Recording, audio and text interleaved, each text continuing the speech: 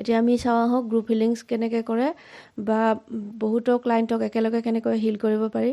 যদি আপোনাৰ বহুত ক্লাইণ্ট আছে আৰু ডিষ্টেঞ্চত হিলিং দিব লাগে, তেতিয়াহ'লে ডিষ্টেঞ্চ হিলিঙৰ বুক এখন বনাব পাৰে আৰু তাত চব ক্লাইণ্টৰে নাম লিখিব পাৰে। আমি কেতিয়াবা ক্লাইণ্টক 7 দিন, 11 দিন, কেতিয়াবা এমাহ বা কেতিয়াবা তাতকৈও বেছি হিলিং দিব লগা হয়। তেতিয়া এজনকৈ ৰেইকি হিলিং দিয়াৰ সলনি সকলোকে একেলগে ৰেইকি হিলিং পঠিয়াব পাৰি। বহীত লিখি থোৱা মতে সকলোৰে নাম ঠিকনা কৈ ৰেইকি এনাৰ্জি আহ্বান জনাই ক'লে হ'ল, ইয়াত লিখা সকলোলৈকে ৰেইকি এনাৰ্জি গৈ আছে।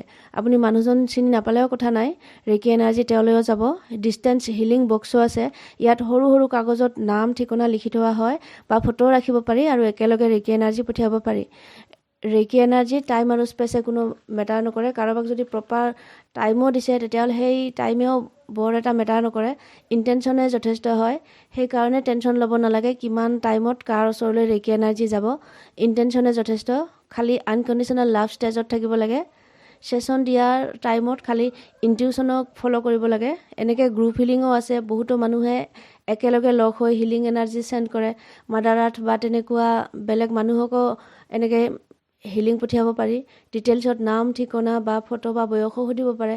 আৰু যেতিয়া আমি গ্ৰুপত কাৰোবাক হিলিং চেণ্ড কৰোঁ, যাক ৰেইকি দিম, তেওঁক ইমাজিন কৰিব লাগে আৰু তেওঁ য'তেই নাথাকক কিয়, যেনিবা তেওঁ হস্পিটেলতে থাকক নাইবা বেলেগতে থাকক, তেওঁক গ্ৰুপ হিলিং দিব পাৰি।